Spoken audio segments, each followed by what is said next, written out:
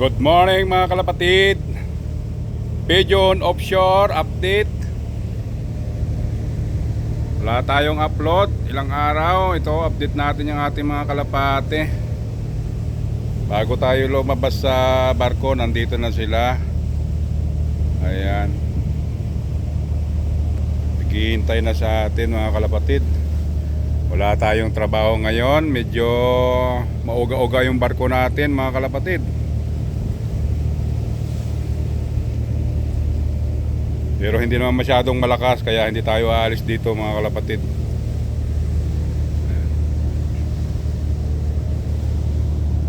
Ito yung ating young bird na bagong dating na naman mga kalapatid, oh.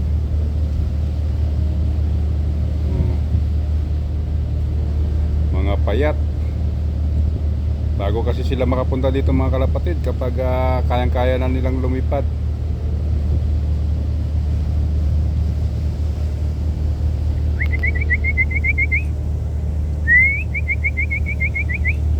Come. Come.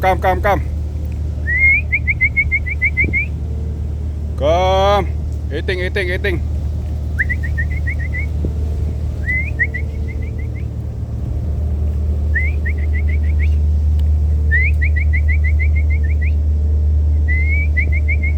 Come. Come.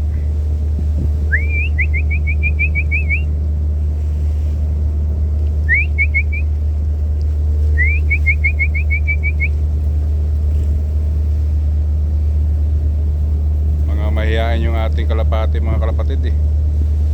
Kasi medyo alanganin kasi yung kanilang pwesto pag nandito sila lahat, tapos biglang may papasok na tao dito na may dalang garbage, magtatapon dito ng garbage, nagugulat sila. Kaya parang umiilap talaga yung ating mga alaga. Hindi katulad nung malayo pa lang yung tao, nakikita na nila.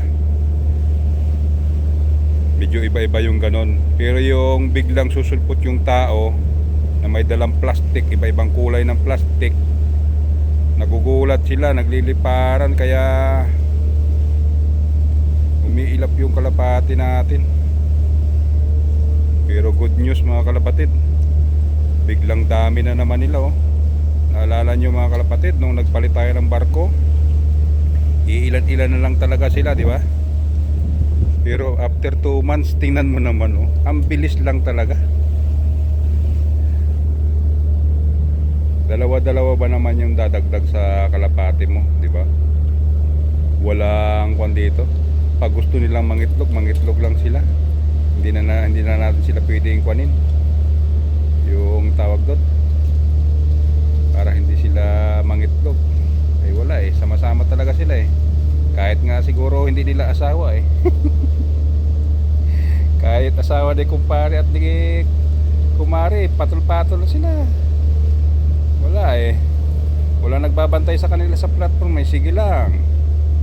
Pag pumunta ka sa pugad ko, akin ka. Oh, di ba? Kaya ang bilis nila dumami.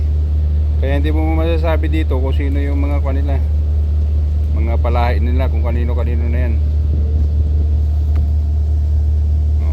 Iba kakain lang ng kaunti, iinom, alis na. Pero pag bumalik ali yan, alam mo na ang ibig sabihin yan. May mga sisiw yan doon. Yan, dyan, may sisiw yan dyan. Basta kumain, uminom, lipat uli, tapos maya maya dyan na naman sila. Dito na naman uli, kakain. Ay sigurado yan, may sisiw na naman yan. Tapos makikita mo yung uso nila, basang basa na, mga liig-liig nila basa. Ay talagang may sisiw na.